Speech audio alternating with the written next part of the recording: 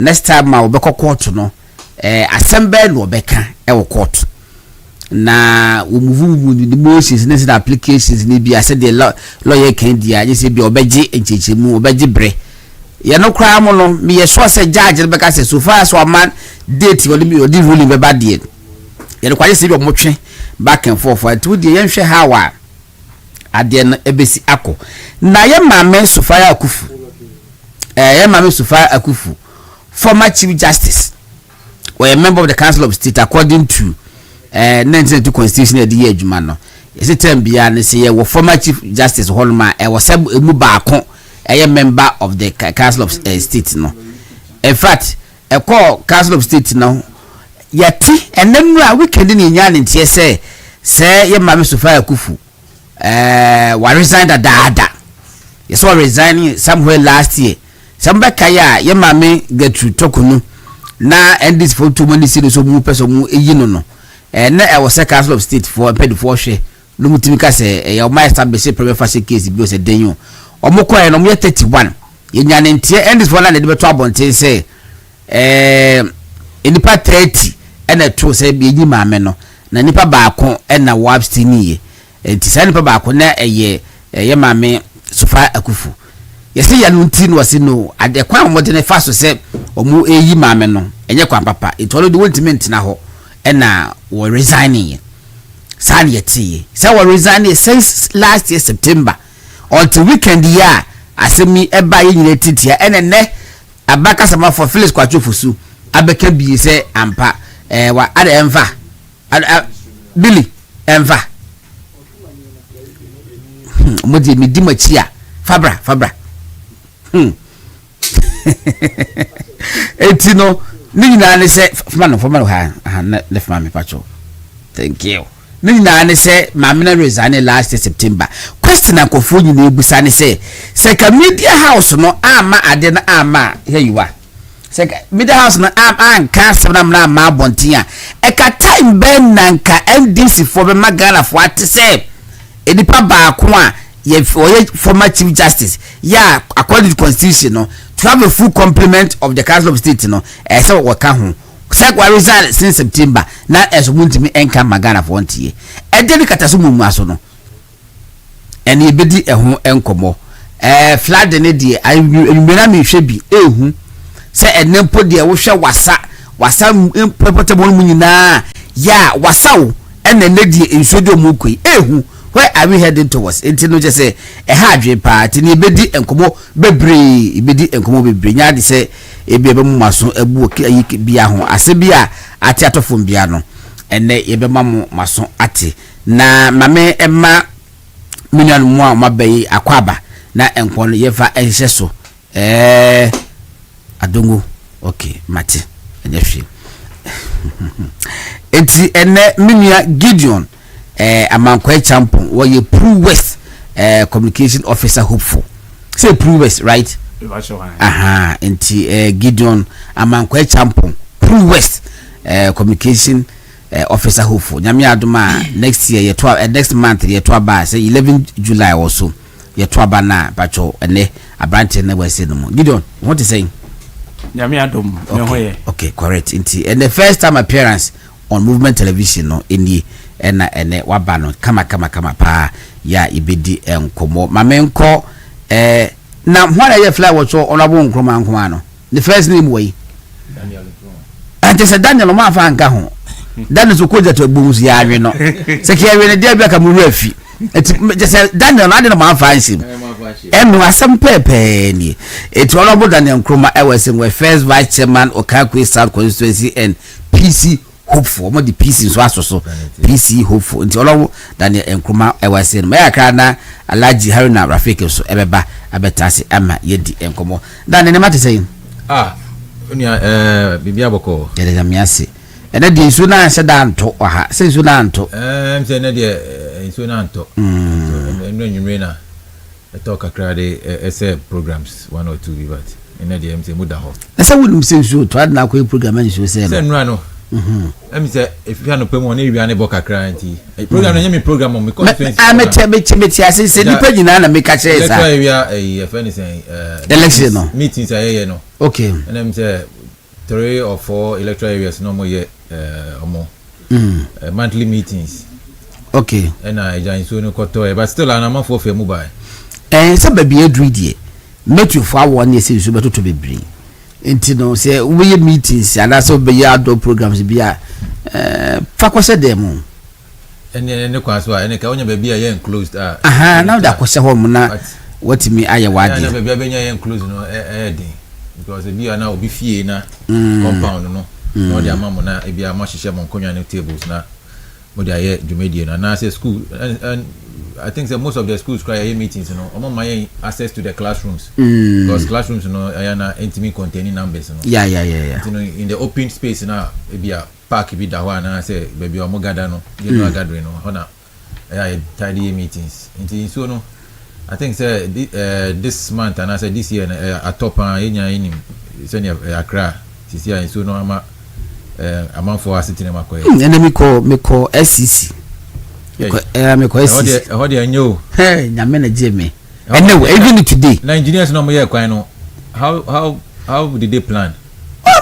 You see kwan do so mo ye no okay but enkofo besisi adan with the other side it will go say we say eso no ni na to ekobenkum say na akogupum and enkofo besisi kwan no sa besisi na woni na ablock it ekwa na bounce back because say hono on say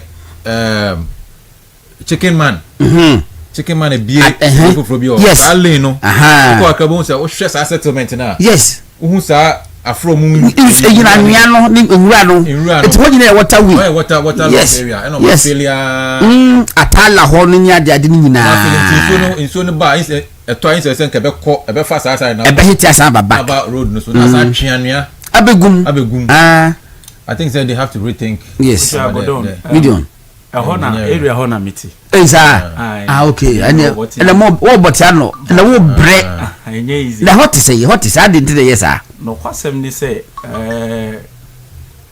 wo hwe ekwan no ne bobre ni suna meka say adwuma de omoye adwuma yi na problem no free but ya no soro ho na tie no dwiri free soro ho sa na aba begu ekwan no wo fa no baby shop right more no wona ho side no na tie no free ba enti problem na nkasa wo soro ho but wo hwe gutters ayeye wo kwan no ho na ase ye gutters ni nyina wo enim ha me wa the major problem na cause ma mribia na tie be dwuribesi kwan no wo soro ho so I think say mpanimfo for money nkyere soro ho na say storm drains akese na omoye no say umbetumi aye bi wo ho a na atumi aconnect ama sebi netie na edribesi kwan na ema ye ntumi management because last week Wednesday me sorry free 5:30 ebe gina botiano junction petrol truck be juma minyaka 9:10 am na 9:10 yes me be gina kwan ho 5:30 at minyaka 9:10 am wow enti denko no ha 7 say onyaka no bi na wafa enti obi private car or dey call ejuma na odum ye fire eno so kra no e free bot ya no e ba kaneshi odi 25 cedis I say no odi ye ejuma no odi ye ejuma odi 25 Magodo I think say friend saying yeah Accra Nangasa no I mean we failed to plan I mean we have failed to plan Accra because the city has been allowed to expand unnecessarily because obia pebebia den atena na a crowd timu a wo dey Accra your capital now say the chiefs and families are the custodians of the land and omo tumi omo de tons ase na ba omo weni ndi echira sebi o ohini bi o na onye adwuma bia na otifia sebi eno na beton de edidi ena obi aso pebebia atena nti obeton aton bebia ho ye nsum na bi de say isi ya no de untime nye students ni from onsem untime nje na mum town and country planning enye ehemfo dia na make say eti ye na see ya planning ade say ehemfo masase ni die eniye na mum no ye hwehwe na ha nipa betima tena ha nipa ntime ntena ha eti ha ye out sa na make no nti say nya ba town and city planning we nya ko so aban oh ai nti no aban no na e faili yes ama because hini there sabi godon what me your choice what we di asase echi wa kra me ya jibi kwa finisem kelaya and enya proper surveyor so na dabi fano kwa boys omo if you are kelaya no ko twama one dia obi ji ai den affiliate nti no ama chese obi asisi dan hwe yi baby a omo bie dam ya etwi form zi enua weja enua na me hwe documentary bi a obi say otena ho ache ho na ye wo no na o hwe weja de bia ye bie dam a na madam for me over that phone me colleague bi no si dan ho that time 2013 na complain actually me say omo bie dam na ti so tu free ni fie ho efie a wa ye adwuma tete ni mo remasi ti so tu free ho no be year or so in so ni twetwa no asan koba now share this time ho nyina asan yiri a ni fie no kra da sisi be ayira. But you see, beyond Greater Accra, Nasa Accra say so ni yesi no. Me de me hu say is getting worse by the day. Yeah. Me ba Accra be bia na first na nsu to na ho flood nyina. E say ho nyina flood. Of course. Now, video said na me share ye. Say wo hwe suicide ho wasa side ho nyina. Na ho nyina flood ya. Me ne ko for di omo say ensu to ma ensu nyiri megu kwa mu say da. Enye enso na yeto kesi wo yasa ase no. Yes, of course. Oh, top soil nyina eroded yasa no galam so bi ke ye digala enti enso no akwan na sayama temu da mo pa mo hwe enso na etwifa wiem eka enso na to bebreze no eka etwifa kwan so akenye kokko ba say e da so kokko because asase no yasa no Galamsey ne so many activities omom yetu anua edikosi adan nyina no bebi ho no ma na meka no ohene no to asase ne mawa osi tu anua no obiara ndi eche no planning no engineering we bia no say machines so na yedwi it no wise o man no there is no proper planning at least okay count me planning the whole country baby other capital na there also to me then planning me so that I can accommodate a lot of people for free. Yeah, baby ati ode kwa de kofa bubu ashi ni we ya na kan nuka say nipa kra ba this time Ghana for ye kai ho kwa masama poku asin sa hom e kwata asase say yesi dan because ko baby apartment adan no yesi abronsan ye to aso 10 into uye adwuma wa Accra Central ana ministries wa na mu hia say obekọ kaswa obo makoto asase ana masaman denchira akoto asase because I say bubu ashine had adino denchira ho no okotwel ayi river densu edana panama for yes say free a free breeze side edeba a free kaswa side obia back to the center abaye adwumade enwumre the same thing no be a call back no railway system nothing e kwana kasa na ya no so e disika hye mu no so a eno so yan plan be bia say e gates no ye jai be bia nso to a gata no gates ayo okroma akra no apart from say a what source no any destination into the adwuma no ma contractor bia no o se me ye gata ubusa o hwe gata na enfa na gata yo exit no way eno aso wa ya to ho na obi so fie ben na wakoto anuane abo no wa abeti pie egu so na egu gata nim na enko obi abo chaos ni we dey asisi gata so no ma block ase no so wo ti say kroma no ti say unhu se ne ye dwen Pro West mudia koku me ba che Pro West ye nua koku mu ye de wo ye dwuma kese pa ye bayre ne banche na Pro West ye meka say ye wa amane mu ankasa adai mama tete yese bayre ene omukopo mu ya atoko ne adade nyina obi ahotse no what really is happening meka say enye Pro West nko a okay wo hwe the entire enclave of Bono East ekwa kosi Upper West Upper East kwiani bia wo bia ka kire wo se ne ho tono a eyentro na wodi na ye ida so ye NDC propaganda man bia opese okama no look good however abrekrafo ne bre no enye easy okay me do bayre okay esan so do banchi na ebra na ado danko akufo ado wo ho no meka se ekuafo yeko ahotomu ankasa okay if we say we share from 2019 about 2020, 2021, 24 up to 2021, 22 up to 2024 now. Ekuafo ne yemre. Because wo fa no ba ye kodwa so a unya nipa ma ne ye den etoma. Ene de wo fa no ba ye kodwa so a unya obi ama no musa se na ya $30 na ye eno ne ene enti onum kọ na okoduru a na ya kacha o se ni o maboyefo meanwhile 2024 kuyani to me turn by the crab akon se me kan by the crab akon na say 100 fools okay or the 100 fools no kodwa otumi na 10,000 cedis as at the time no na cement bag 86 Ghana cedis enti sa kuyani ni turn by the enya 10,000 cedis 100 fools na otumi to cement more than 80 bags yes that's about 86 cedis back 86 cedis otumi to nya 10,000 cedis ofa banch na ye do na ye banch na ye do no kintampo ni techi man fo ma omo ye gari e ba beto na afi so dia aka na ye dia edwa ye frɛ no konkonte no that's a big that's a big I don't know ye dey carve it you know Chris Brown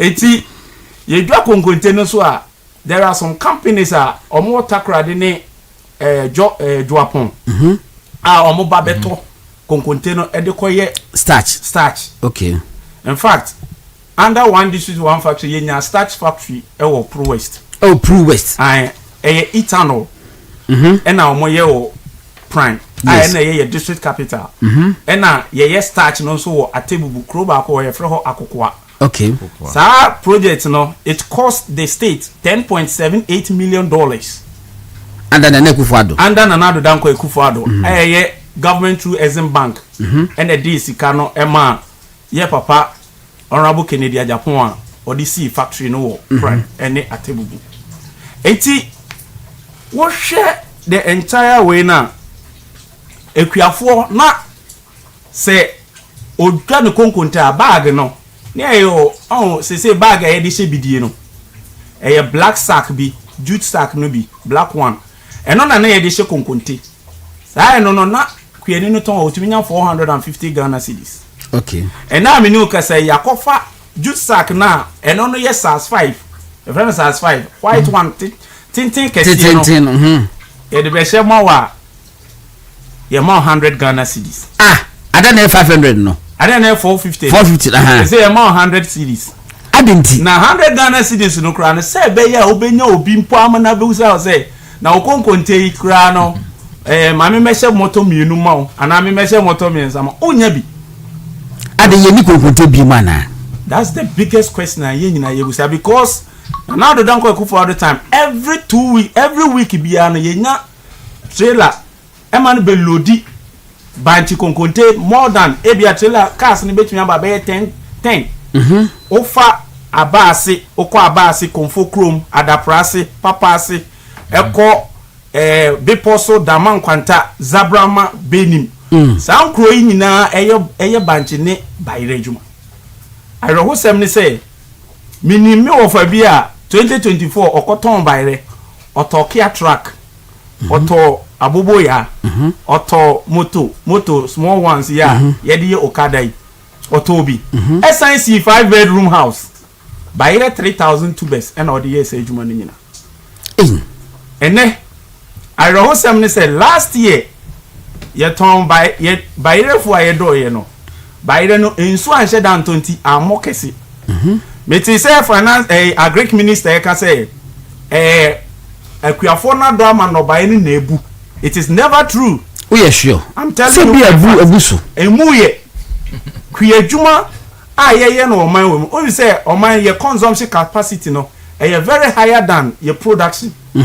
when it comes to food production ye consumption no ebrebia e wosoro na Nanado Danko Akufo-Addo aban or ye deliberate policy ema Ekuafo okay ye say that cut some of the imports say be your local farmers no so ebe ginger omu because once you produce no who the co market obenya obi amana den amana ba beto ama enti ye say that ye deliberate policy to cut some of our imports say be ya yen so a ye do e wo ha no ye benya ahoɔden atumi aye adwuma no eno se emabunu bebre nkran ema omo kokuaye mu minim ukọ sexual farm place where there are Afran Plains land no minim youth bi a omo ka omo hobo mu a even na omo float shares say we youth now bi a wo no wontumi nkonko ye adwuma na better shares wo omo adwuma na omo ye no mu na omo fanko ye efuo ma because at the time farming was very lucrative. And now we know ka say ahoden ne ahotoso ne arehemu ne ahofama na kuafo wo e de ye efuo no say ni nyina yira because last year in Suantono, farmer 2 years, 3 years ago, no to me 2 by 1,000. No. Last year, onya just 500 tubers. 500 tubers now onya. So ideally, senkanyoma na amado doa e was a price cry den epeja. Yes. Because once there is less supply, automatically there's going to be an increment with respect to the price. Yes. But at the end of the year, another door, do say a Greek minister say. Or proper research or proper data and Quebec catch na who say in fact creatuma a swati more than 80% because say no obi aniwa onyan kranche say okwa koye creatuma. But the issue is that supply no intimi meet demand.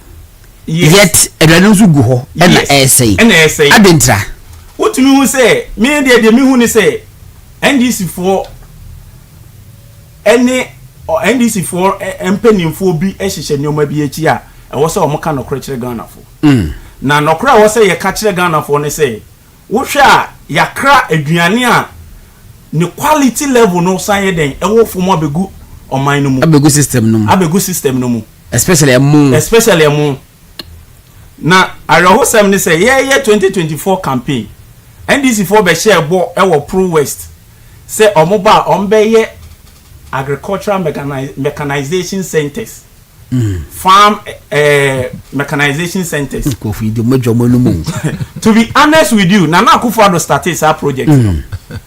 About 80 districts were selected under Nana Akufo-Addo. Omo 2 tractors.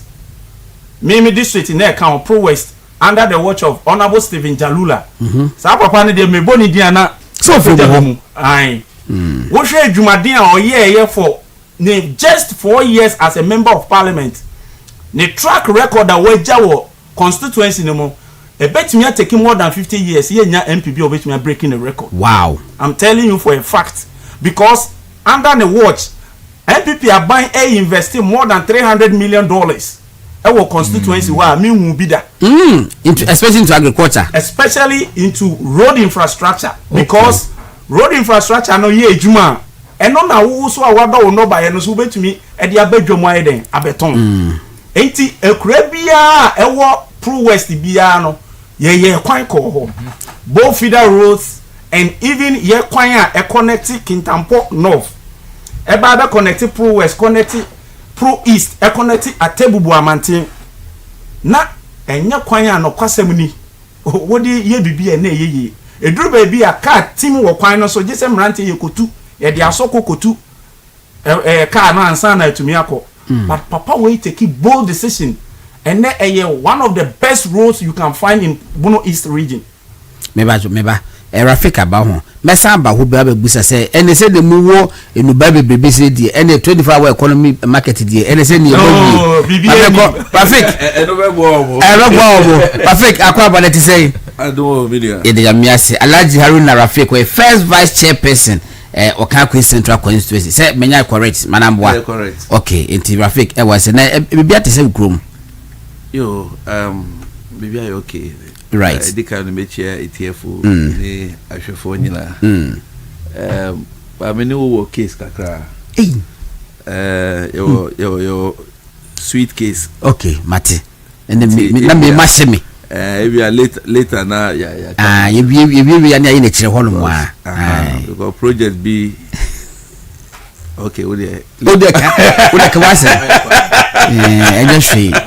ejeshi ejuma no so nyami so chade ya de mo se ejuma no so na pa folusa ba we die ejuma no so na pa foluso doso bia benya bia ye exactly very necessary bia benya bia ye eti jankoba na yedidi ya no se wo hwesi de nsusem aba krom ha wo bia ho chiru wo pia na wo yam sise wo so bom se press brefie nye sa de bisi abonte no enye ene ye kase de enema aduane boa yɛ den nema bebree boa yɛ den yɛsɔre so dollar aba fam inflation so aba fam ɛne yɛbusa we do on way farmer bebe won mu dua banche ni sa na menema nyina ɛne wɔka issues so a wɔn FCB of course yɛbɛka court nsɛ ne aka 24-hour economy market yeah 24-hour economy aba 24-hour economy market entisan enete Haruna once again no what best at everything.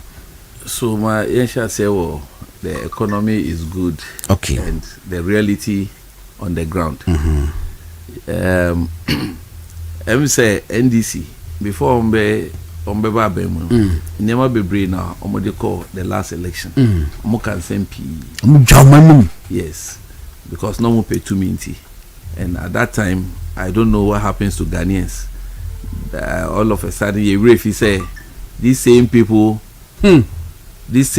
were once in government, and the record they had was nothing to write home about. Yeah, but as a yeji omudi, because if I don't remember anything, make I say they spoke about automatic posting for teachers and nurses. Exactly. They spoke about Galamsey, LGBT, Boku crisis that is older than whatever. No? The politics. Planting for food and jobs are MPP Dubai. NDC made it a topical issue and made it look nonsense. I say it wasn't something that would inure to the benefit of the Ghanaian. Today NDC is in government. So you share who TV so by your social media still because the income. And NDC is in government. But what is the story? You see, inflation is down. Exchange rates is down, but the reality on the ground is a different story altogether. And then be say, who in this country has been told by the landlord and then the landlady say because of the performance of the economy into Timo rent? So I haven't heard that. I'm yet to see that. That be out to him.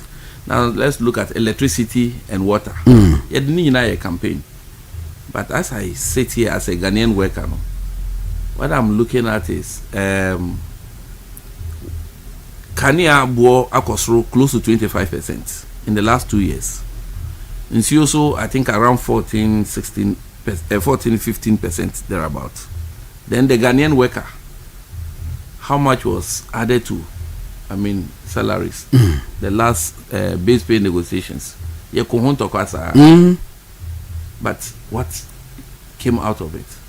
Now, if you go to the market, you need to have that purchasing power. Say purchasing power how would you be, no matter how cheap the product is, if you do not have the money, you can't even buy. But is it even cheap? And even say cheaper, are we having the quality? My brother was talking about imported goods that is low in quality. Yet NDC and your mama says we should praise them. So more there. So for me, I think it was just a total deceit. And now Ghanaians are faced with the reality on the ground, because I don't know how else Ghanaians would want to appreciate what these people are doing. So for me, all I would say is that it's good that it happened this way. If it hadn't, maybe people would think that Nanado is the Sasabonsam of whatever. But today, even feeding grants for secondary school became a challenge. But these are all things that they used in the last elections. Yeah. We have to remind Ghanaians that this is what the people said, and this is the reality on the ground. Today, lorry fares. Almost every aspect of the economy, there is nothing that is working positively. There's nothing that is working positively. Yet we have a president that says that we should hail him. So by way of my introduction to the topic, Kakrawena. Okay. Mate, for enti Haruna, ena Martin Nenkano. Mr. Nkrumah, yanko yes sir. Economic indicators are ebe. Nanka, in fact, one more negotiations for salary adjustment no. Eyi ba kwa mota yusu. Me say some main drivers in the inflation and exchange rate. In fact, a year utilities a year because year to my main drivers no inflation and exchange rate and the cost of fuel and now motor and the inflation above form for the past 40 years in who be say that exchange rate is so above form. And then I still no and then man bo a year the air coso and a quaffo say will be in fact last week I say yawadalo. Omo motor cars imported cars. Omo su omo come say obi e meto cars no ba ko say abol ma obitima ko taxes 6 months duty crab 6 months obi e meto say duty born into no ama cars no bon so akoso. What is happening? You go down with the message otherwise na machia eti for say yesha say no manchia me constituency nti me fa konye na machia movement TV ni WONTUMI radio fo nyina ene me constituency fo nyina na nchia kesi akwa ama antifati on the me no ka say oti ho hwe de antifati bebia obi amechia o godon inflation NDC for e dwan asungu say inflation above for me sabio inflation say omo ye economics no definition of the mind is the rate at which prices of goods and services increase within a certain period of time. And I'm a boy. And say, what's inflation? You know, above form. Now say the price of goods and services are still higher. Now, me the kind of economics are more you see. They achieve they no more can say it's an achievement. Inflation above form. Inflation about form no, it's on paper. Artificial inflation. Because so share any boy even in the crown rent student hostels. Oko kranya na ko ye ne amso de bibia be fe ne AI. And I'm there to habo ho. Nkofo nyama containers e be car wo epono so because of that AI no. Godon. Be last 2 months ba no. For containers ebe car because AI enti uko clear onyama na create mu import dependent from pencil to eraser to whatever everything in your kitchen to sanitary pad everything is imported. So import dependent country to say na de bia yeko amanoni eko import nyama na se habo ho no wo de bibia beto efe ni AI na wajire nyama so nkrofo ntimi nkla mo nyama akwa bia ye fa no list wo hwan list wo na no nwi bia na oye campaign ti list wo na napoku ada no TV so say waye campaign ama NDC about power na ne nyama o krafi ama no de bae no duty ya de ama no ontimi ntua na ohwe so ma nyama na ka ho no ma ombe okhia ma nkrofo na no o me campaign NDC na MDC mba abem na ono ne nyama me support ana mse unya hu hwe Dr. Mahmoud Bawumia gina simpie so any MPP slash import duty 50%, 30%, 50% for general goods and 30% for vehicles. I am a vehicle duty bar form afofian twata covid ba ya sebi ya ho kire en na ye reverse sa policy no Ghana force ye ebu ya nti bi da na sa NDC for mo dey atro makotena dem say Dr. Mahmoud Bawumia one district one factory one constituency one ambulance on okay ye kan no e ntro enti mo dey mo ye specialist in ntro no makotena dem e plan so mo twa ntro dey mo den pa dey Ghana for ato and pa president from flag bearer to the current President Mahama. And then one final campaign. Or your campaign now can say even Black Stars because of MPP Black Stars in team performing.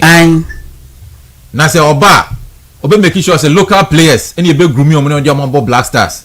In the menu can say Black Star lineup no it is saying. Or say your campaign now say cocoa farmers. Omukoto abamana ukoko phone finfi hono. Obetubo ho no the polytank ahead AC ho. Na se okoko ni so nta na wo de na ahoma no mo de be ade na koko no mo dua fa polytank no ho ana ana ndi se fa no mo buye sen o so se o we ani mu same jam fit eyi onua television se hwan ene ya atiti ntro se ya atiti be kwa no pa eyi afeni sen 133 24-hour economy 133 ya titi kwa na pa na so opon ewia opon ya na Captain Smart export to us from 2 p.m. to 8 p.m. Captain Smart if you na no Sami Jemfi so ko I think so 133 no omoye na ono Sami Jemfi ene ne boss Ibrahim ene ni nua panyi a ene oye ye mampani ampa omo na ye 133 enti NDC for there entrobe no mentwa o man His Excellency John Mahama twantro aka say MPP by isu a talk ye friend say Ghana ni nkran ama ba bi yiri no because of Ministry of Sanitation and whatever ye de bomu yakwaji ska America ye de solve ye de desalty ye gates ne odo no ye disika nti ono ba obeyi sa ministry na fio no diskana koma local government no me that it gatem na insu se ne be ya insu no to a emfa nkrofo wankran na insu no to na tisen President Mahama in insu no to no your excellency pacho etisen e dem tro na mo ntwa wo man mu ha mo inflation in that inflation na MPP by na mabo akosoro na ma bo akosoro of course ye ya ben for MPP for yam people dey change. So we allow the economy to run on its natural form. Yes. But mobile no, you want to artificialize the whole thing. And sika na ka banks betimi ya bo oman for nebosiano. Mama pay all this money from the banks into this how your individual now call banker. Yeah, mbo bosian. Because almost a friend is an interest rate no esun. And now aban pe na mo bon nebosian. And aban so kwaje bosian na on fan ko di dwumadi bia na sika no kra kwa man for botom. No manya purchasing power to go and buy stuff from the market. And mama pay scanning na go go central bank. And a scanning go na scanning system nim. And amodi a drop inflation. Because amount for ni scanner say adia no 10 cedis ah. 10 cedis ah because amount for no enyama ni go omunye scanner mja beto. Nti dey nti na nipa no oton ade no obe increase no. And amodi a drop inflation amodi tia na de. And am won spend na say agric ministry. The Minister of Agric, anyway, Godon, one thing. The Finance Minister. Only Finance Minister. Also, we release almost Finance Ministry. So, we release scammer. Agric Minister. And so, on also this is Kebian by. Also, I for me in Kebian by. Na Kebian by. No share videos ne we ya. Techimane na se for omomudia no baye edeba ejom ebeton. Omakotu omonyama. Edi abedwa so say amanfo ebeto. And so, bia ni sika de kwakoto. Ono mu sie wi anim obetena ofiti anapa ko sie anwumre onya atofo enso nipa na fifie no ya bo mpa ya man se nyame ma odwa na nyame ma odwa na akotena ho ne ento a enye sum na se ya ma me bi so omo ye demonstration ada ya musika akokem omo supply secondary schools no food enduane na omo sika akokem na me se nyero Mahama no se sika no de ba oba o de sika no be ma headmasters no ma kwa ma sama adwum akoto le mpina ma agbelima no makoto no mo abebe ye aduane de amankola no enti sisi na obaye no so this kana headmasters no enti sisi na wusu se oso onko fast omo de okano na onko fast kana we won se oman na ye chichire no so wo de atro ene nda danya kohwisem se mo de entro no munim twa mo fi se Dr. Mahmoud Bawumia ka say when the fundamentals are weak the exchange rate will expose you no mo fi se okano kwa fundamentals no kind no sabi munye ni amodi hu fundamentals no fundamentals ne bi ne digitalization our dey buy in order them ahomachi 2 am ni edum light cry ofa phone na akpa no wato so what you say ye dey hihye egu akwem se ne be ya corruption so betia mobile tron kwabna minta kando say first President Mahama ono na omo admit nursing students BF in excess of 500,000 MPP buy no yabema quota yes 1,000 yentimi admit and I admit few people only basintali at your studio and all your presentation I said there what we the masters are all your presentation and basintali a friend is a professor or tie dwem no yin say amount for friend no amount for in the crowd friend say omokita good grace omunye adwuma anye and awuja fusu chirem say ayikopoku and no one happen here no mita kando yeah only mita kando yes say MPP buy no ye the quota system aba enti na nkofu bebre gufi a yentimi ademeti omonko nursing school ni we chama mama mu na mentor so mo only say quota system it has been there since establishment of nursing schools yes enti enye obi na introduce ye ana obi na say na me ka say omu twa ntro o say na omo kan so omu twa ntro enti no ntro no twa ne say ya man kofu bebre atena fie ya man man ko school ana ye reduce numbers no ana ye dey admissions no mo ba president mama so be diem na wa wuti fie na wa kita good grace no obi ya be school ni bi ana basintale say enti say enti say there any MPP for depriving kofu bebre ya mo ti fie professor basintale otine dwem ana student graduate or graduate was that no graduate and grad or graduate presentation and then na say ujina ho mita kando honorable sir afi there o to amagana for you reduce the number of intake say na be betima match the employment rate and say na oka sana wo position kan ya ka benya tumi mo den intro hini samije fi intro hini kwabla mika kando intro hini honorable okujeto ablakwa ana mo senior na nkasa his excellency John Mahama o tu jina simpie so na o tu twagum wasi kokoafo bia say no the politics o fo ni finfi say na aka no o fo ni finfi ho e be tu bo o na the politics finfi no dey na wo ho o mpe finfi wo say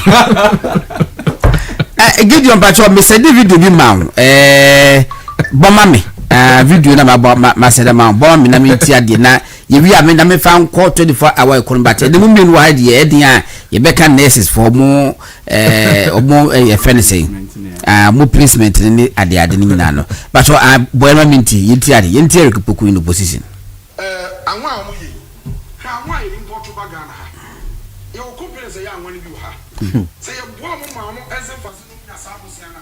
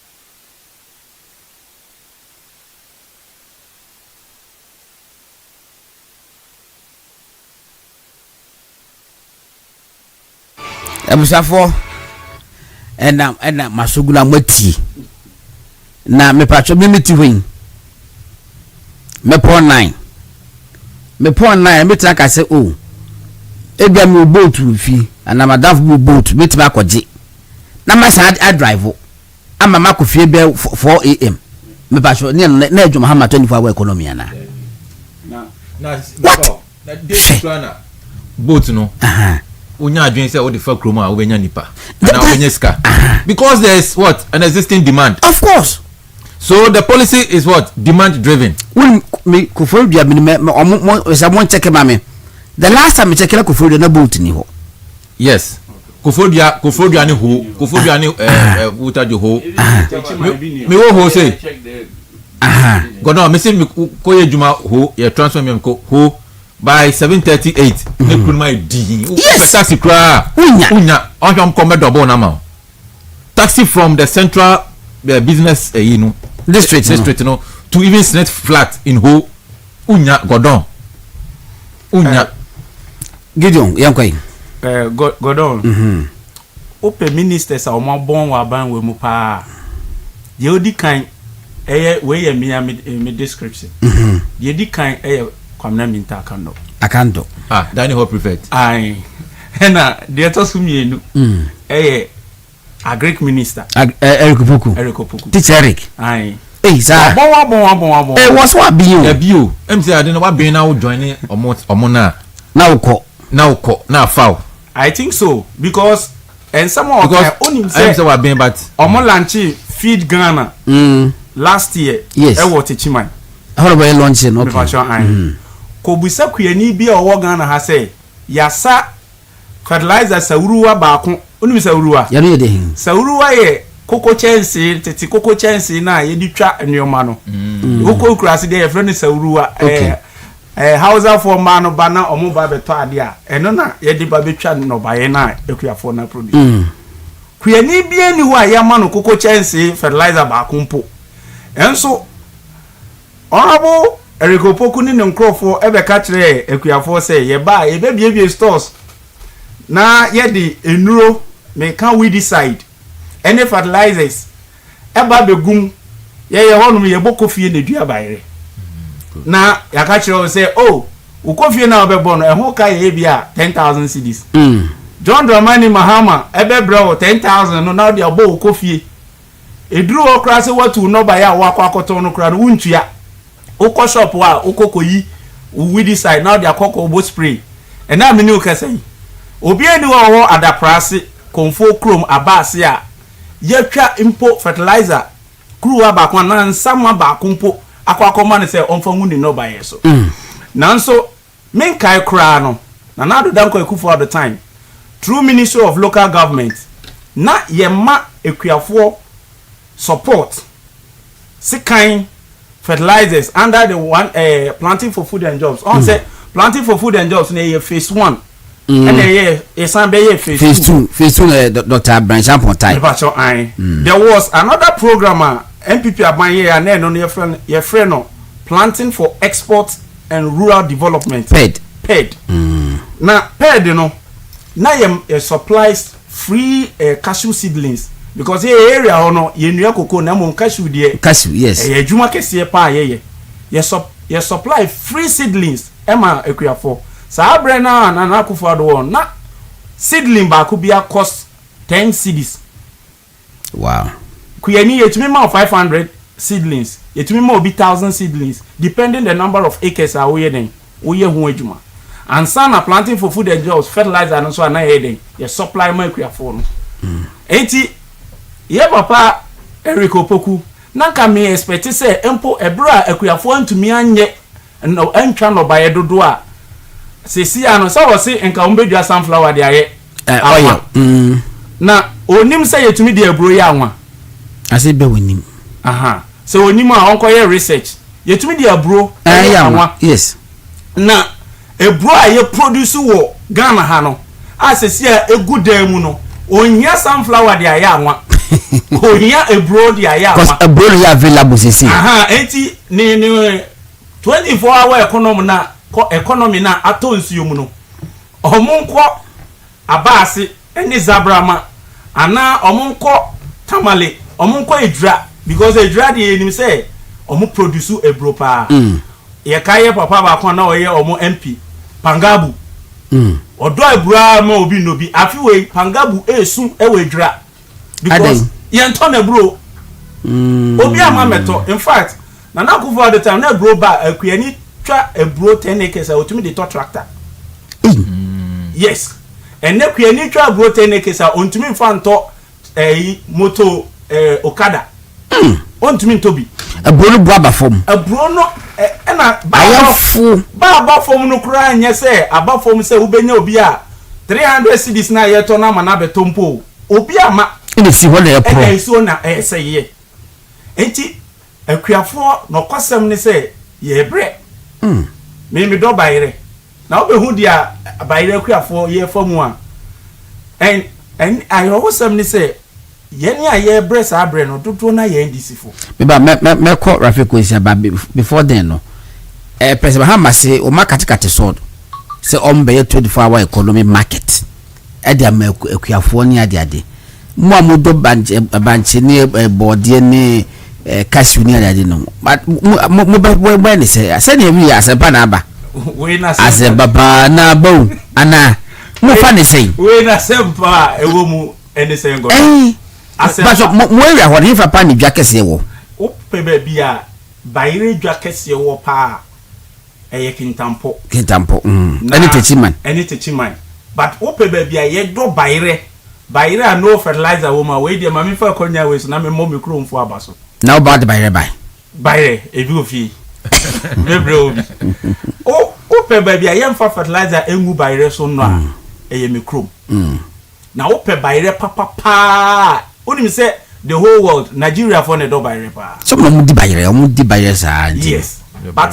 2021 Ghana exported bayire more than Nigeria. Wow. Yes. Record no ho betumi akosechi. Okay. Ghana ye exported bayire pa ena Nigeria for free Ghana for ne sando bayire pa. In 2022 ebede just Bunu East na ne ye do bayire pa. Oba Bunu East eba bi do bayire pa ye mikroma base. Enti yesi aye wo June July ope ba bia bayire dada wa enye mikroma wunya bi wo Bunu East baby a. Baby aka ni nyina bayire foforo na iden aba ho. Ye krom ye betu bayire foforo agisi September. Okay. Enti sa 24-hour economy market no godon. Ya rohosem na ye sere wasem a meminti bi mpoda. Because market ni wusi ade na me kwa koton wom. Bayire najo. Said the honorable kan no. The economy has to be driven by the demand. And yes, me what is see address you. You don't need that market to sell your produce as at this time a modern world. Who phone etwima woton ubibia. Technology world. You don't need a place to sell your produce. And you know what me will say they didn't think through. They didn't think well about that project. Sure, procurement they talk through. Now, what you say, a one change. Yes, you ain't because now the Danko Kufu start agenda 111. I a very, very prudent project. Now, what's in Kaomotuaso? Oba Pro Wester, I mean, and say, our prime. It is our market no Babisino. And for so be any so my Pro West. Who the yedding? Sabi kwani no bayire no yemfa huda odi bayire gu store dan mu a ebe pro yenton bayire wo store dan enti kwani na wo beto wo besi edwa no wo beton bayire no wo bayire opa ko techiman ko kintampo ko hwe bayire market e wo zabrama ene kintampo ni techiman yeton wo asase petemu because wo di ko gu cement so a ebe pro buyer no beto no de ko a onkonkodu obeboka and no buyer will buy bayira egudem Debbie yen this is the wo rem na ye kokoto it is a 24-hour economy market me who say is a opportunity omo create ama NDC for financiers no omo de awia oman no mamekwai bia na omo pe traffic and then na hospitals na yen tokwin afari na me hwe ayibi data BCC ya Abdul Malik Kwekuba akon my boss na wo share won Facebook na wo hwe bia the NDC for gijal wo ho bo ba 33% 42% sa na MPP for buyer ya be complete obunu so a omu enyusu na kono mita kando enam no tweak ese wa ma order say kofaloti siwo wa suspended for 2 weeks say wa kan okre say emergency ward na ayema udu bia ba empani ho entifade emfani free baby bo man na ga say won sai nko wo so waye boni hospital say wo hol ma ye wie na omumie no afege ye kan say Before I make all hospitals, I just want to have a little bite on your friend is saying. 24-hour economy market. Yes, markets. Let me say that the whole thing is a total scam from the beginning. But Ghanaians were not smart. We shall almost say some 24-hour economy. No? We wanted explanation as to how it would be. But the commentary from NDC's own leadership, no, we can say no, now we so can say. So you could see clearly that they just wanted to say something because at that time, near election time, people want jobs. So say kind of definitely the person, I mean, especially the youth, will have hope that. I mean, it's convincing. Say, Ejuma nipa bako be no, yes nipa means be, which means that say 2 more. All of us would be taken care of. Exactly. So this was what they said. Now I remember, is it Ayerga who was saying that there's nothing, they haven't made any special allocation. Ayerga the kind, yes. Also, don't expect that the government is going to spend some money and say something. What kind? Exactly. But at the time now, Mope to me, did they say that? Today, what is the budgetary allocation for that 24-hour economy? I told you. Exactly, it is not there. So you don't just because say pay for political expediency, then you just come throw something in the, I mean, in the air, and then you expect that people should go by it. Today they are caught with the reality. So for me, I just believe that, like I said earlier on, yes, say Eban say, other than that, one would have thought say in this year winner. They were so on candies in a winnie and covered now 24-hour air course. And the market secret almost. How long is it going to take to be completed? And my brother mentioned the whole thing. That's the long and short of this whole matter. Demand driven. So you come to my hometown in Salaga and you are building 24-hour markets. Whereas even the existing markets there's a new market that was built by the MPP administration. It is not even in use. For the daytime one, no crano. Just because the market is a bit outskirts, so the people don't even want to use it. Okay. Then today you are asking these same people, who are predominantly peasant farmers, when they are tired at home in the night, you are telling them you are coming to. I mean, that person when Urban was see a you crash room. It is about to move for no crowd within Nako. Now, what to school hall? It teacher force me called manager. Near NDC for. I mean, I don't know what they take us for, but today the Ghanaian can make his own judgments. He can make his own judgment. Now, regarding the hospitals, I mean, recently, President Mahama said something that it was not even a wise decision in the first place for Ghana to decide to build 111 hospitals at a go. Yes. I mean, clearly this shows that the man is visionless. When we are thinking about big things, and for Nanado, I respect him. I mean, from the time before he even became president, he kept on. I mean, those days, is it Kobna, big dreams. I mean, you could see that. Is it Kobna? Yes. And big dreams. Yes, one of those guys. Wuta. Yes, exactly. Okay. Wuta. Yes. Exactly. So you see, clearly, this is what we are talking about. People who think outside the box. I mean, how did the issue of Agenda 111 even come into place? Because we realized after COVID that there was a deficit and we needed to cover up. So at that time, we said, let's do this. So if you have come and we were able to do some, what stops you? And some of these same people were complaining about no bed syndrome, and they use no bed syndrome to do campaign. Today, the nurses who are home that we cannot post, can't we use common sense to know that if we open these facilities, it is going to be an avenue for them to be picked? But I don't blame them, because they are trying to cut down wages. So we will be some facilities in there. That's what we found.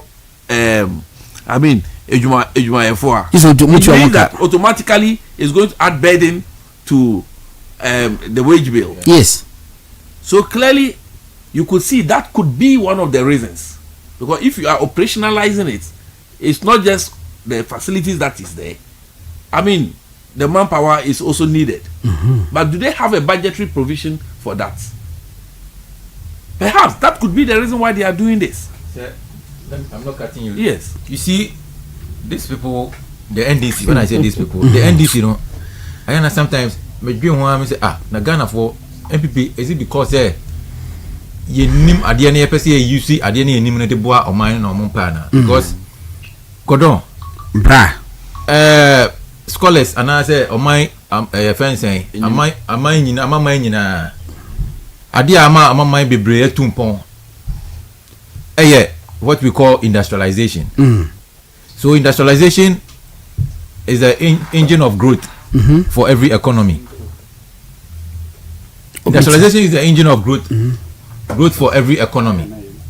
And so if there's a government, okay, that has deliberately instituted a policy called one district, one factory.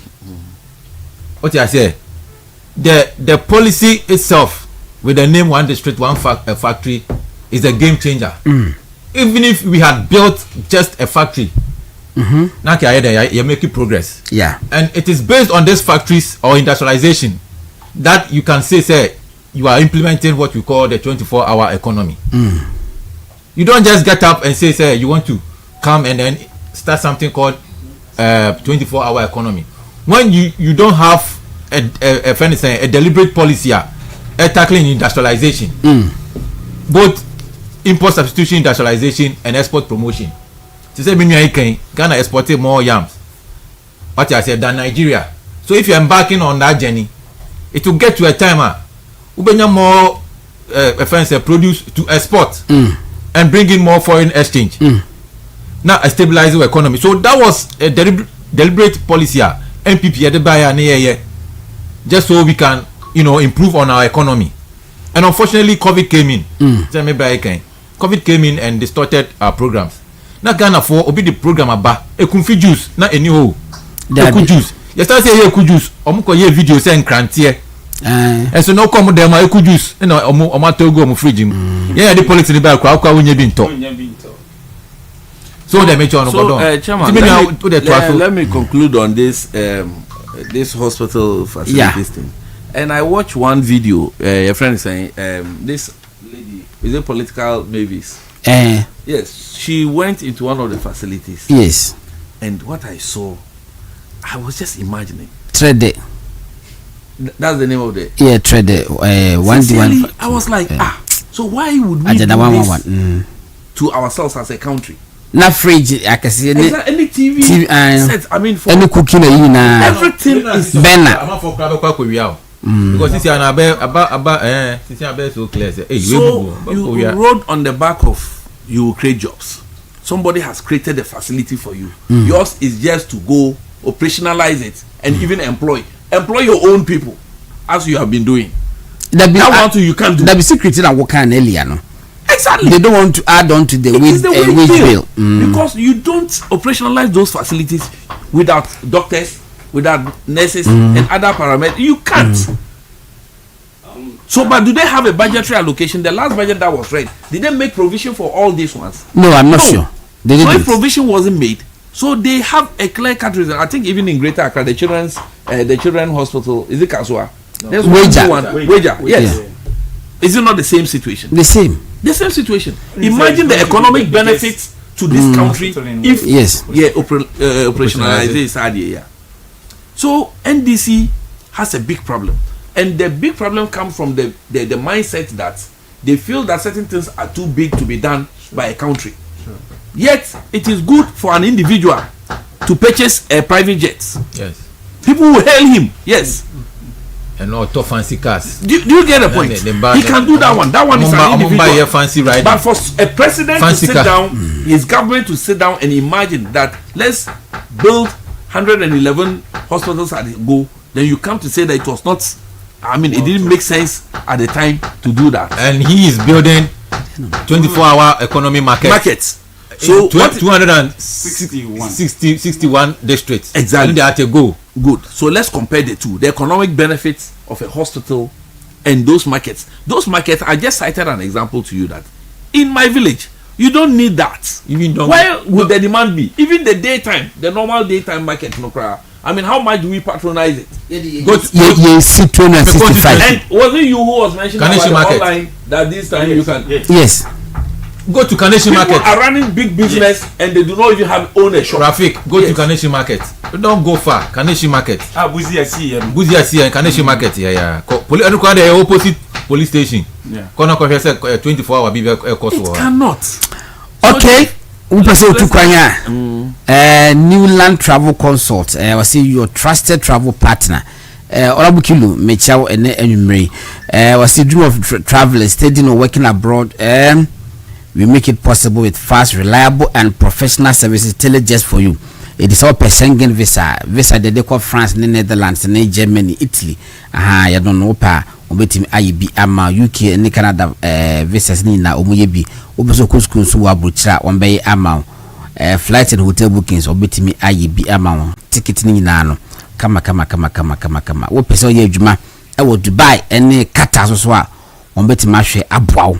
Ambwani ejuma papa bi aye na okay ba ko bi ka ho and the men can abwante we from ma won be chechire mu. Newland Travel Consult was your trusted travel partner from ewo 0241735676 0241735676 and 0503197323 omo wo Asare-Bediako school junction oba pepe ena omo wo ko na ekoji enchechimu na wakonto no enye kama nya afena kopa connection me bia mo bidusika TechBridge University College first na fen Asanska University College of Design and Technology. Some of the course bia digital media and communication design, product design and entrepreneurship, fashion design technology and a jewelry design technology. Mo we be adenta do akwan so ehwa enomo Fred TechBridge University College 0540 124 400 0540 124 4400. Was it TechBridge University College? Design and build a nation. Mekanfo ediama tabia takum. Emembe nyina Supreme Court judge na abanum. Afedie we do so a favorable Supreme Court judge ma. Emembe nyina dia. Edra ememma nkwa na enum. Minchichirim. Why? Ujam minchichirim nchira. Won't ase dia and the one be problem if we ever. Chocho Herbal Industries Limited for the Chocho skincare products, Chocho Herbal soap, Chocho Herbal cream, Chocho Royal gel, Chocho hand and food cream, Chocho skin toner, Chocho hair products, and then Chocho bar. And now omo edi aba omo suhum na products ni na bi and can baby bia and to make am for edi ama wo panda mat ni palace mall ba to na total sprinters ni na ebi ewo holom and to make am for Chocho Herbal Industries Limited eye mo da ba fe no Chocho skincare products. Kwana ekojibi na mukala no entoso kama enshine na shine inumu so biduma ma fine gaso misa for almost be catch say gaso misa say we yam ya we didi edwane toma na ya we ya na typhoid fever na hawa pacho kwana kwajibi na uhu intimento menstrual plus mixture, menstrual pains, menstrual disorders and yeast infections ni na so no ina number pacho mon kwajibi prosa plus mixture oda 2 hours ba the 30 minutes no asori ati na akwadwo so apacho wo dai so krampo no intimacy kola kwaji plus mr db from ewo 0248778899 0248778899 omo repass ventures na nabwache heba Ekus Pharmacy Ashama main station and a House of Drugs omo ewo honomo and then Semens Vita Herbal Mixture and Capsules at the Edrubibre Ababon Tintino, Semens Vita Herbal Mixture Nibino. We see ya we ya anabema and we are from sciatica. Yes, you be friend sciatica. Very excruciating pain. And yes, I get to a cry. If you hey, and I want brimini almost in yes, I get to a cry. What the killing no. Ye de nyamiase pa eti se bi aha dia ujafo kope ho adru wodru ne de abrewo no wodru na ne semens Vita Herbal Mixture and Capsules transfer for long no 0244718557 0241604702 and na mekanfo e de amase kwajibi na wo ho intimate na high sense for say work up e question yam say Spain for matter say one about draw say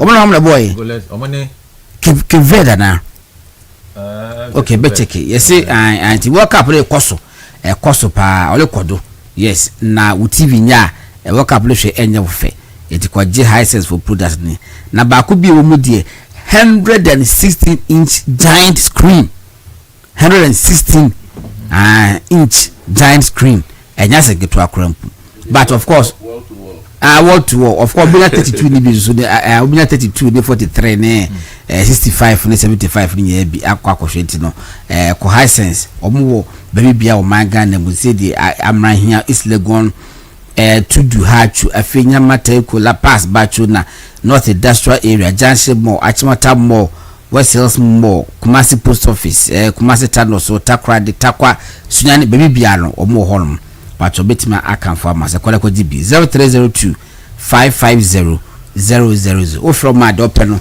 obetima ya arrangement na watimi aba obetima ko deliver ama ofie etisa enete obi I send the message. Was it? Oh, okay. I say so for be any okay, Mate. What do you? As of no, omonyo masori na politicians so nyo politics. What do you? Oh, there be omunse nkom say. Enkom se mpodi ya hu. Me Kristo ni ti meji nkom se di. Nemu ma ade a mempe ne so for abese nkom no wa personalizing unsem come to own and commission. Okay. What is the make can I say? It is not from you. Bibi na esi na osi na kopon na aka akire. Ade na kopon na aka akire wo de. Wo de ka say me ya manya ni eno ano no ye bo ho mpa se be mu se mamu. But wo na wo che na me na ese commission ye wo de ya. Ai. Na wo ya akire na de abre. What you say? Tie no de wo ye ne sa.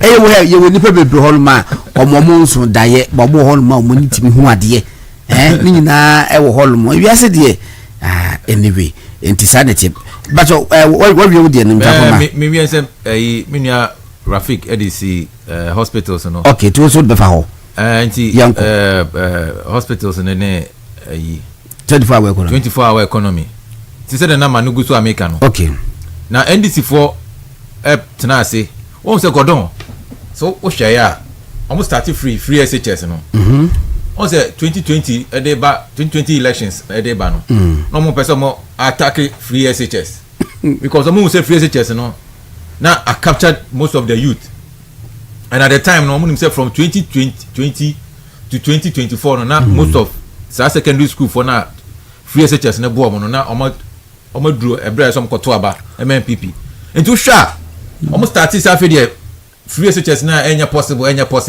after no mo start to mo say omo no mo de buy omo start ye enya de buy be ni ye nti omo kan mo say omo Ghana for you to know him say there be mo boa de mo kan na kufa na de buy say no mo ye no saa na ye pe no na mo ye say there be enya ye say ko kan bibia saa fo no ye be nyomo at the entrance level university so free secondary school ko university me boa yes ti say to am secondary school na say mo say ye boa and ye be chimo university no mo kofa bibia friend say stress free fees and all the new entrants you know okwa uba friend ye be ma osika ye be tua first year fees na ya mo kan yo enye sa no mo ye no sisa no mo kan banye sa no mo ye in fact Ken University test for o man invoke RTI exactly say omo campus no o man chiska no impact pro bi it omo fa data number say nipa no so ni omo ma omo kra no you pay una obetua utua we are not later on also on be say nipa no what the concept the idea behind it is that take out the stress because aside fees no there are a lot of things that the parents would have to prepare first year students no so say they be ya ebeti omo breso so if after buying all those things na nipa na ko we say after your own fees no then later on sometimes even in the second third semester before you do the yeah for the parents no cry no ebetua no cry to nchen ya your parents na so mo dey keka no on say fees no there school no Asha will say wama a time frame I say otua nti when tua yetimi defer exactly what I say nti we dey say no stress no you person will take it stress but wantimi antiki say the panel pewabu and then someone can say I mean that was a promise so that is what they were selling to the that people. Was good What I say that was what they were trying to put in the minds of the people nti no nipa no pewabu nti opewabu no see free SHS no ono de buy na nya na adodanko ekufuado afi ono ba ennuane na mudi o school na yese ye mamo dokono ne nchina ba ko say half anyway no mo bomba koto student bia bedi nkosua mienu ene sadi enti no mo keka sa ansem we nyina mo say no ade na mfa no mo de Bora University say wo ba all the new entrants ne betua mo school fees e de amamo say na be ya wofo no burden no burden e be na stress the war na stress and also be ye free but oba you omo ba omo no omo anye I just have phone tia exactly na second semester lo ba be so mutu track sometimes ya na person me bring this for na ba so say omo timi say omo ni mutro twanka sa o fa na sa level na Rafik yeah all the sectors chairman me say omo share that plan say omo twanto na who some jamfi sa studio no omo ti wono intro room intro production house intro production house Debbie now Sammy Jemfi intro hini now ti akunwum na say agric minister ejina ono I parliament na be yin say baba also go parliament NDC for gono me say anyanya NDC for no mo say President Kufuor ewia Ghana skato e dey see hotel amane ba no dey command girlfriend bi o amanoniti omo dey omo ko share ma me ni fi abroche omo ko share no airport na NDC for omo kan say Kufuor afa Ghana gold nyina Kufuor asisa Ghana gold nyina nya fifi kwete no ko vet na yebusa no ase na propaganda political talk nti NDC for there na me wanwa say Ghana for na ma joma ma na so no ono atimi ka che Ghana for say omo short memory Ghana for still sebe mode ebia na adodanko Ekufuor ado ho abufu bia wanchia wo hene ana wakoka che wo hene say won sore nchia no mode say no ho abufu no as against economic yeah no mode akoto abede tia MPP ebufu a sebe na ehun ehia ene NDC for by then assistant omo ton ade o baabi ne adawe ya sebe omo de nya munya ye pamomo muso na adodanko Ekufuor ado ba obegu banks enti no President Mahama so ba or the banks na ye go ni nyina omo license be there oba hwan license do ma no Dr. Pako Sindum ye challenge no wo Dr. Dufour mo say MPP for persecution and in the Attorney General say sikana Dr. Adukufuor ye fani say Dr. Dufour e kana de Ghana no my negotiation wa betu emu 60% anyanye sa enti say ka on di Ghana sika bi anase onye boni bi na ye twe na so a na ka ba ne say na okoji sika no mu 60% so mo de encheni na ai abronye bu baby 2016 was this a crime na mpo kromfo na je se kromfo no e ko wi am on crime na che enti omo de omo suma ya no and this is a business message what was say we had a meeting today as NDC executives who had paid their dues since Atamel's era but got nothing in return. Yet MFA, who just came, is now driving a Prado. Hey, enough for more. I haven't seen anything yet. I say, no, unim adi ba kwa me medete chimi rare. On the in economics, some more people find scarcity. Yes. The change and say resources are one as a minor and as a friend saying even individual. Enti me so obia ho brabo. What you say? Yeah. And you know, say who when that so be say NDC for say 24-hour economy. What agenda 133 na nde ya titi ekwa no pa obopon area 2 opon ya na friend say Captain Smart eso I start 2:30 no upon 8 free wa na Sammy Jemfi so kotwa so anajo 8:30 na goal board akotwa so we nya adwuma anopa anya e mane how jo Mahama ba benya adwuma enwumra ye ana benya adwuma awia ye aso ye ka say shift no hamu na eko ECG workers hamu na eko friend say hamu de kwa na pa no mu pon awia na ebi ma ko ewia apon ana enwumre ana initial almost say DVL she be access about something ayi dia na adenta dia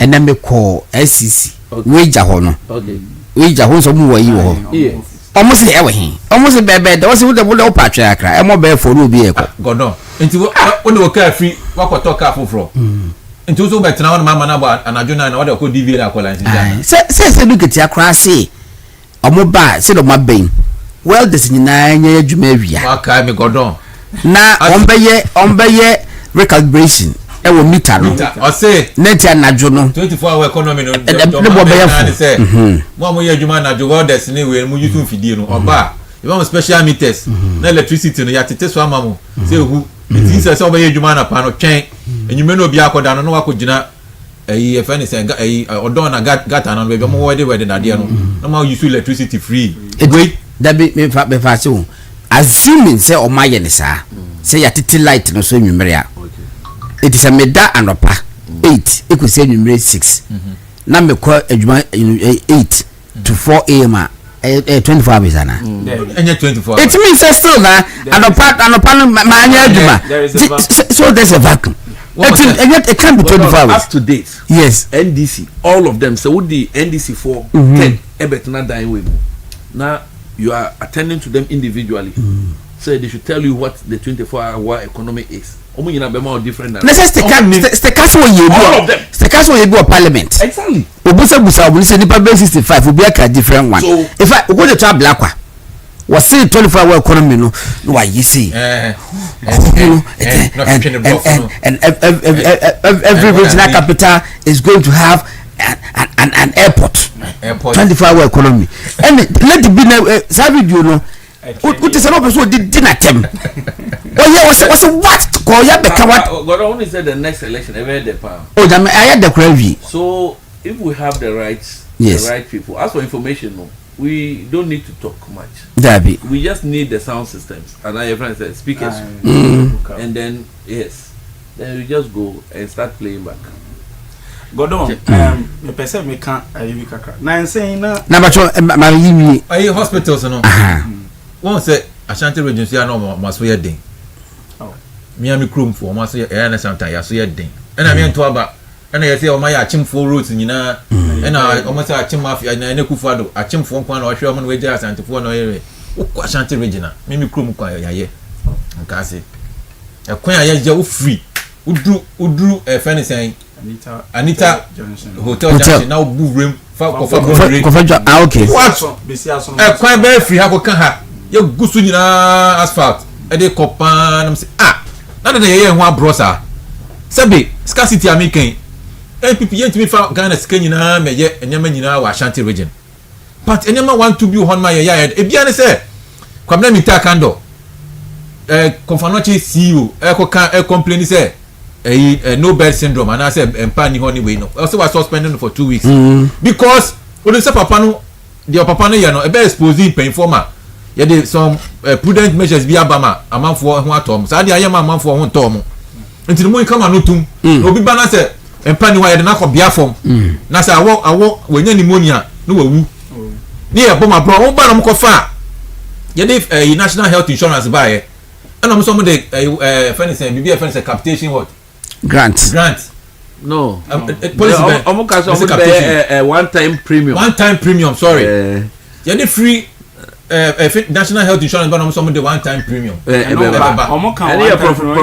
capitation so omo introduce wa Ashanti region yes no also to have account to biem over selected one hospital there be three hospitals capitation that best selected 3 hospitals e wa Ashanti region na ubetimi akọ da ba se wutua e kwata ba bufo na ho dodo wa e se sa yi na hospital wa select is okoho anya sa dia it will not apply area like Ashanti region what the pilot policy be a pilot and health policy on a pilot no no but eventually what came out from it that nothing I mean nothing these people they are liars bunch of liars yes Gideon my send adibia man fatos ba me bunch of liars enjoy online na bunch of liars na me pese me confirm kakra ma say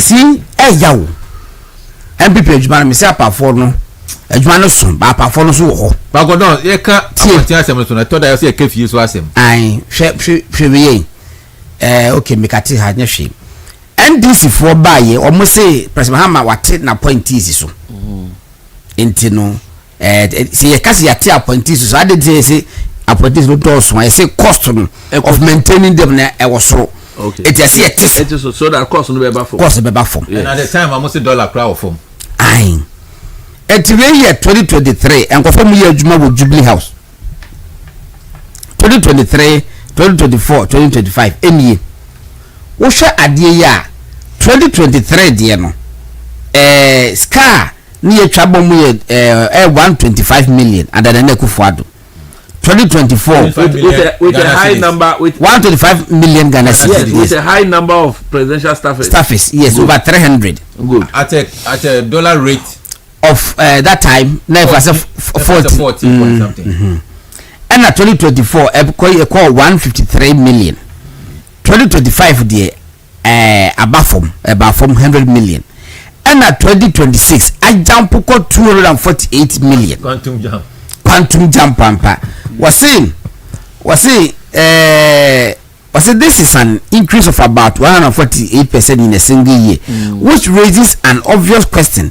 If staff numbers are falling, why is compensation projected to rise so sharply? Thank you. It's very joy news for the but obeti be ye fiso na the response abane Felix Kwachu fusu okay o cheche what say Nana Akufo-Addo kono what salary okay enti enye se bi nipa no ene dɔɔso nti na akuduru 248 no na mu salary no watu mu nti so the previous years no it's question okay Rafik wa bendo do it's question is say Nana Akufo-Addo fra ba mu ta ben January 2025 it's hard say take effect 2025 yes. Other than 2025 they the same numbers na equal 100 million good na within a year are they saying they did not do that increment and it is today that they realize that the BS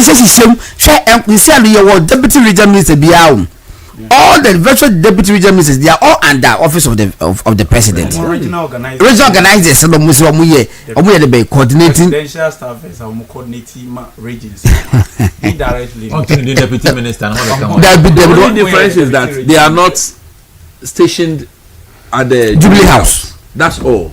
Okay. So it's just a smart way of playing on the Ghanaian mind. Ministers at large. Why are that's all. Exactly. I got 10 minutes. Ubi anko 3-3. When is starting?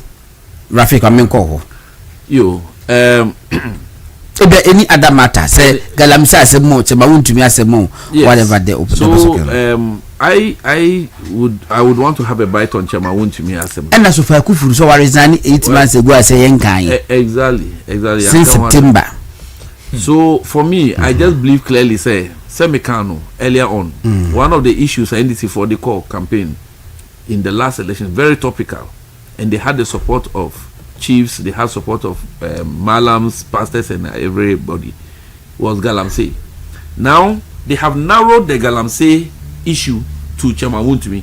As a Ghana has a car Galamsey there, it is Chairman WONTUMI. Aye.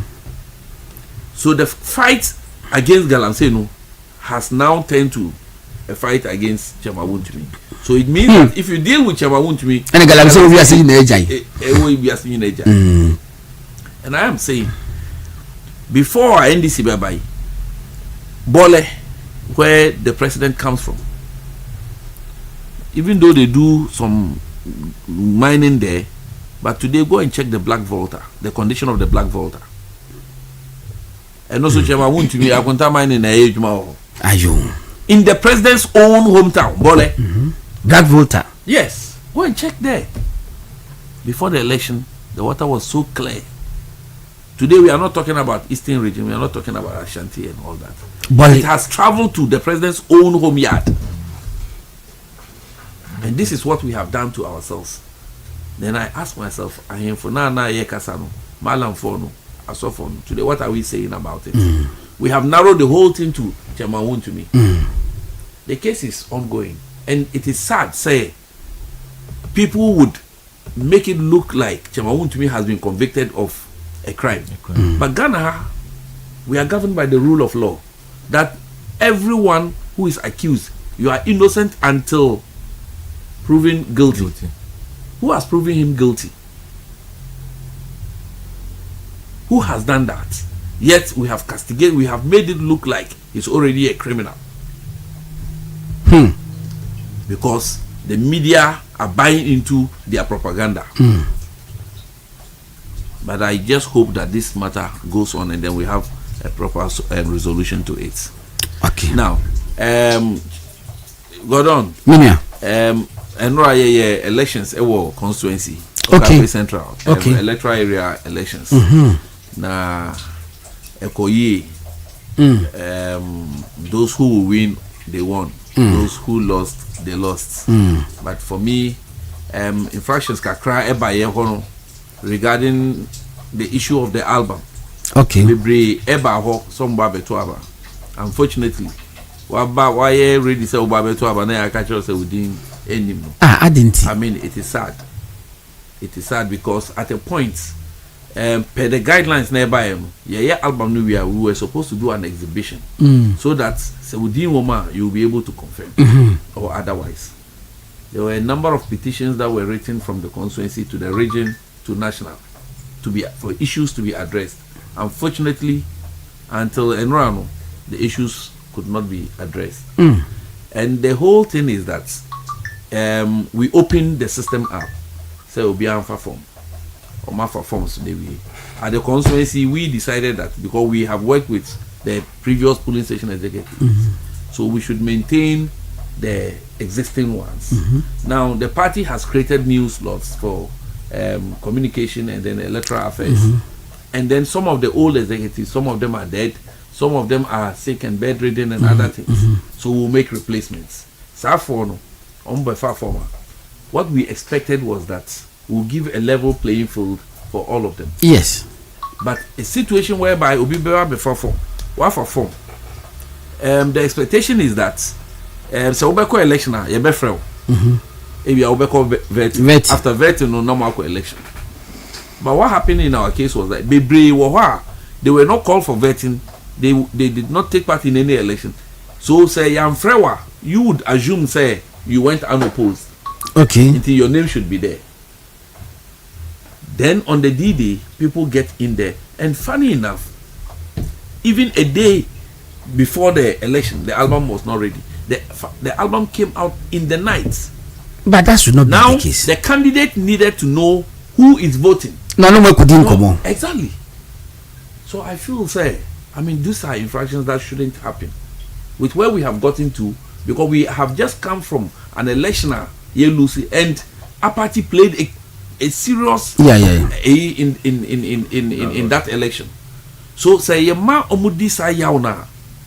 what it means is that today, tomorrow, if we have to look at the bigger picture, and then just to massage the album. Say they may win constituency election. Say they may win electoral area position. Forgetting that there's a bigger job ahead. 2028 now, election. And that forms out because NDC is in power.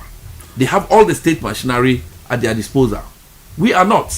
In terms of resources, any BBR, we cannot say we can match a party in power.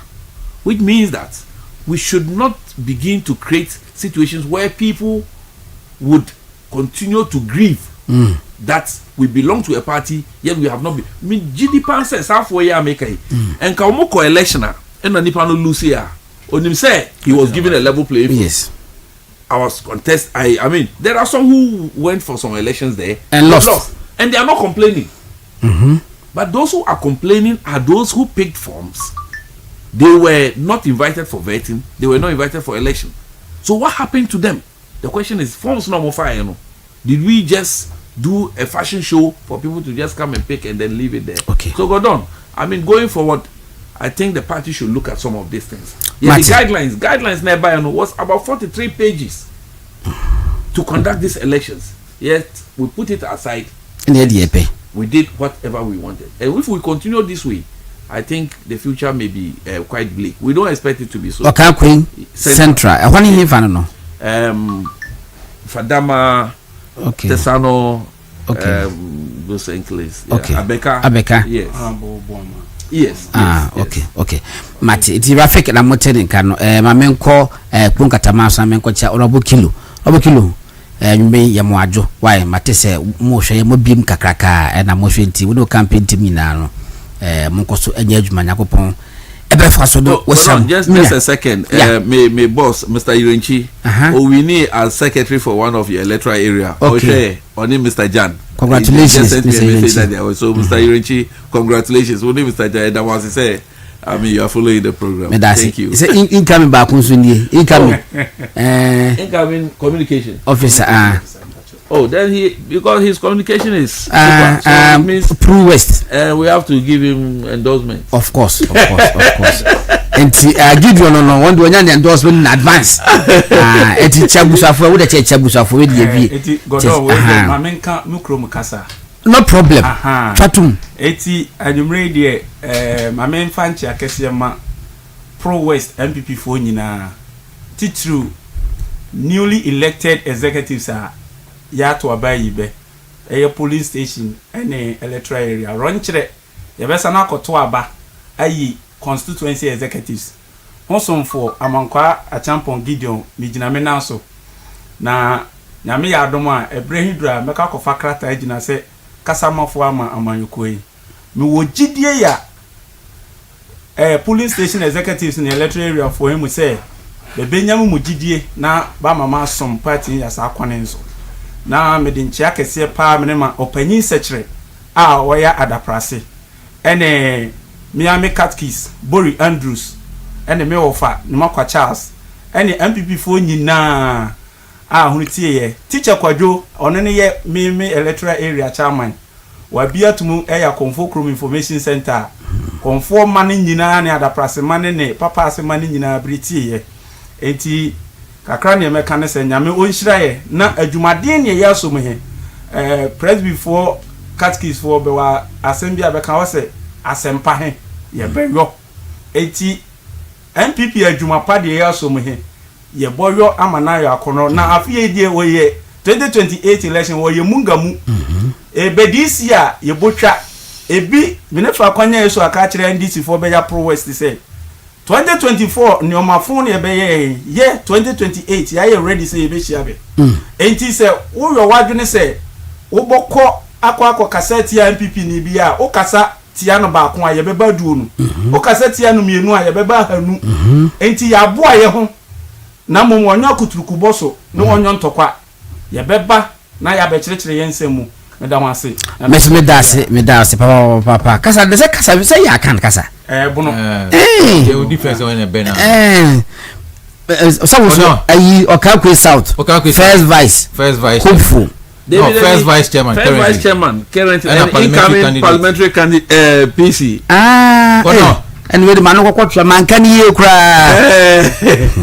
godo 1 minute so me can be say ye kan abonti asem no yeah ye kefi so yeah sure e be sere MPP say ba say ye kan ye humbom na ye kwaji tumi a sebe party for ye ade e ba say ye kan ye humbom a MPP for ye kan ye humbom ye etimi kwaji tumi no na so tumi na ba wie no na akwai se mpanfo eni afira na o megtai tumi no e de ama sebe nkrofobia o manpam ana say omampamando no mu hu MPP for ye bre na omama party ema ejija sebe NDC for ba ye hu journalist ye mom appointment ye do mo share positions ye video mo ba ku ya o kan ya ye se ya mo bi prado yi ebi mu MPP for mesre se ye ba abem ye boy ho modern ye wini a na o se constituency bia no MP ena sebe oko parliament ye tuaneka ema onya kakra e de support party for constituency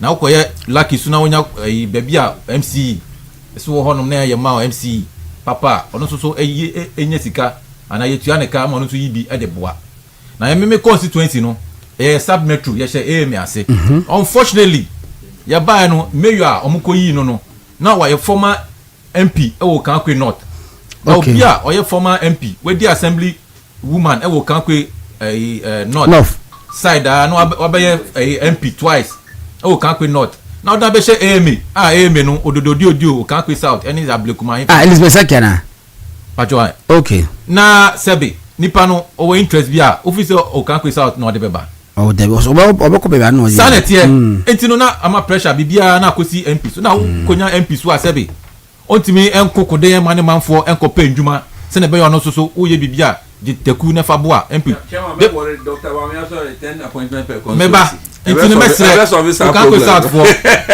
sebe 30 seconds na me ya domo a musumfo first vice chairman honorable Daniel Nkrumah we dia mo amu pejame nya na me pejame ho mo na mo pejame na maye mo parliamentary candidate na se ne be ya 2028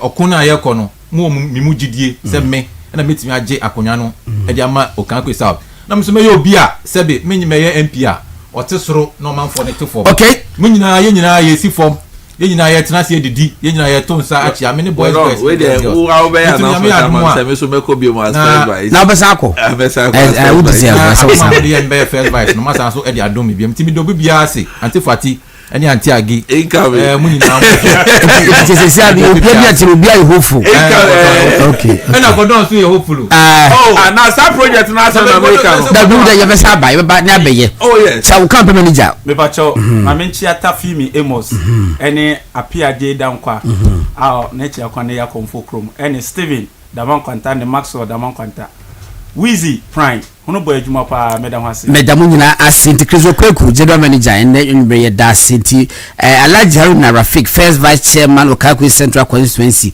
na nyame adoma still maintain to no so e wase na honorable Daniel Nkrumah first vice chairman Okakwe South Constituency na we PC hopeful and then Gideon Amankwa Champo also ye Progress communication officer hopeful yours truly go Asare-Bediako incoming National Communications Director na yi Billy so e wa say no mo na Masa Ebi mo nyina eka ho and then of course Gideon e the chief de nyina fuma e wo ase olma me nyame alma china no pa be share with the movement in the morning.